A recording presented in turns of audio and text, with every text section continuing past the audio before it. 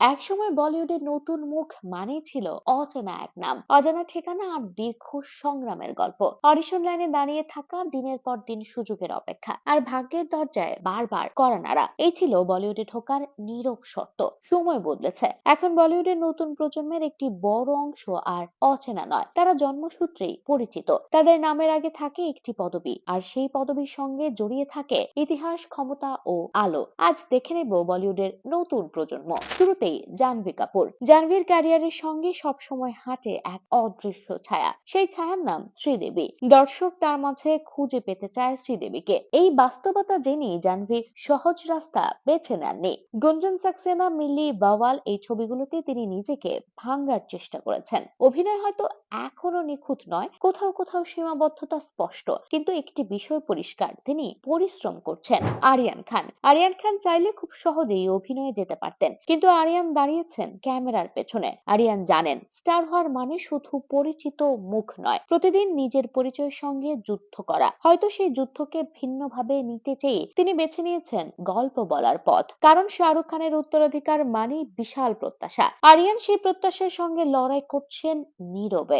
অনন্যা পান্ডের যাত্রা শুরু হয়েছিল গ্ল্যামারের ভেতর দিয়ে। স্টুডেন্ট অব দ্য ইয়ার 2 এ তাকে দেখে মনে হয়েছিল তিনি ঠিকঠাক জায়গাতেই আছেন, কিন্তু দর্শক শুধু হাসি আর নাচেই থামেননি, তারা আরো গভীর কিছু খুঁজেছে। সমালোচনা এসেছে অভিনয় নিয়ে, উচ্চারণ নিয়ে, এমনকি তার উপস্থিতি নিয়েও। একসময় অনন্যা বুঝতে পেরেছিলেন নিজেকে নতুন ভাবে আবিষ্কার না করলে টিকে থাকা যাবে না। গেহরাইতে তিনি সেই পরিবর্তনের আভাস দেন। খো গায়ে হাম কাহায় গিয়ে আরো এক ধাপ এগিয়ে যান। অনন্যা হয়তো এখনো পরিণত নন, কিন্তু পরিণতি কোনো শেষ ঠিকানা নয়, এটি একটি চলমান প্রক্রিয়া। সেই প্রক্রিয়ায় তার সাহসটাই সবচেয়ে গুরুত্বপূর্ণ।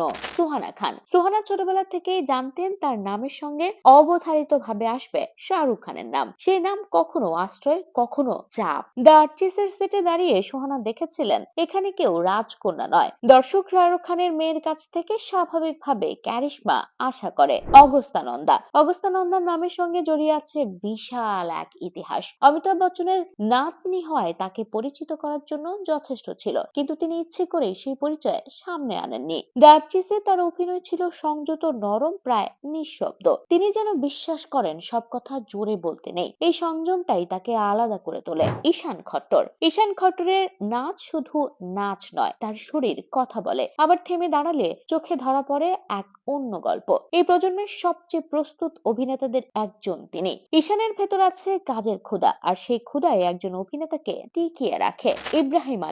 ইব্রাহিম যখন ক্যামেরার সামনে দাঁড়ান তখন পুরো ইন্ডাস্ট্রি তাকিয়ে থাকে। সাইফ আলী খানের ছেলে হওয়া যেমন পরিচয়, তেমনি পরীক্ষা। প্রথম ফ্রেমেই তিনি দেখিয়েছেন শুধু পদবি নয়, অনুভূতিও জরুরি। সব মিলিয়ে বলিউডের এই নতুন প্রজন্ম প্রমাণ করেছে পরিচয় দরজা খুলে দিতে পারে, কিন্তু ভেতরে টিকে থাকতে হলে প্রয়োজন পরিশ্রম, সাহস আর নিজস্ব কণ্ঠ।